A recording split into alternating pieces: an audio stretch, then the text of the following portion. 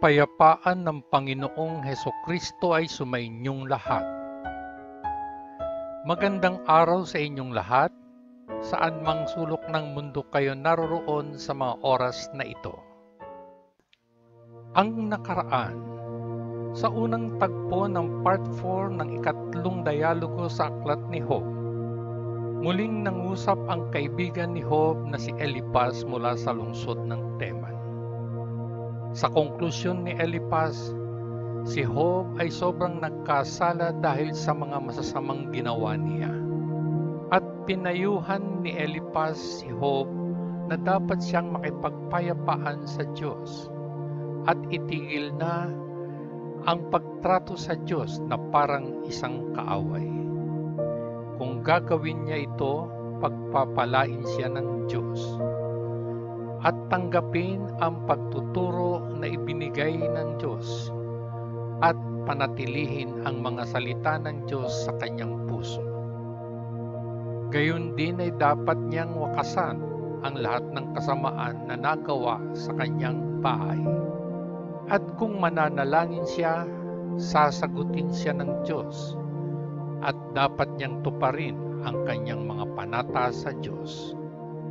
Kung magkagayon, magtatagumpay siya sa lahat ng kanyang gagawin at sisikat muli ang liwanag sa kanyang landas, sapagkat ibinababa ng Diyos ang mapagmataas at inililigtas ang mapagpakumbaba.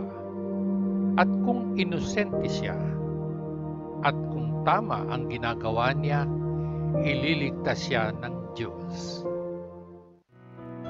At ngayon, sa pagpapatuloy ng Part 4 ng Aklat ni Job, ang ikatlong dialogo sa ikalawang tagpo na hango sa Aklat ni Job, ika-23 kabanata mula unang talata hanggang ika-17 talata na pinamagatang Sumagot si Job kay Eliphaz.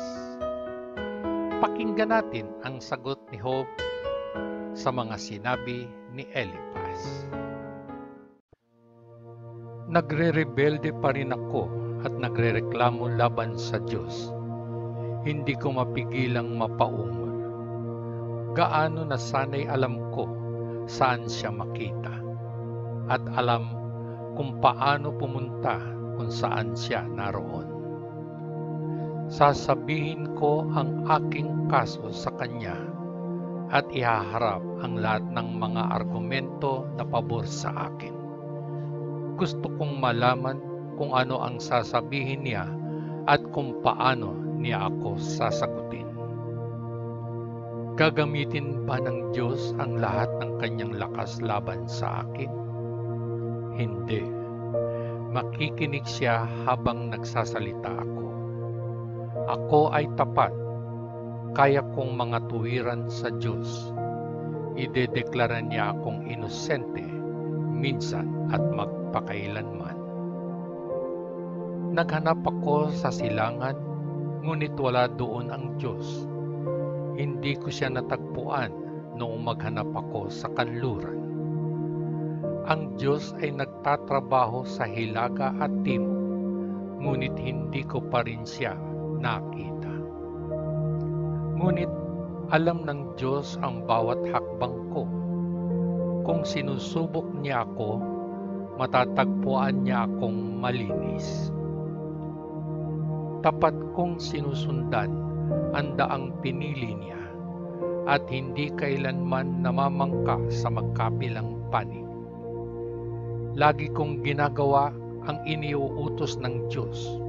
Sinusunod ko ang kanyang kalooban, hindi ang sarili kong kagustuhan. Siya ay hindi nagbabago. Walang makakalaban sa kanya o makakapigil sa kanya na gawin ang gusto niya. Tutuparin niya ang binalak niya para sa akin. Ang planong iyon ay isa lamang sa napakaraming mayroon siya. Nanginginig ako sa takot sa harapan niya. Sinira ng makapangyarihang Diyos ang aking tapang. Ang Diyos, hindi ang dilim ang kinatatakutan ko, kahit na binulag ako ng kadiliman. At dito nagtatapos ang ikalawang tagpo ng ikatlong dialogo ng aklat ni Job. Abangan bukas ang pagpapatuloy ng part 4, ang ikatlong dialogo ng aklat ni Job, at ito ay pinamagatang Sagutan nila Job at Zophar. Hanggang sa muli, patnubayan nawa tayong lahat ng dakilang Diyos Ama sa langit. Sa ngalan ng Panginoong Hesukristo na ating manunubos. Peace.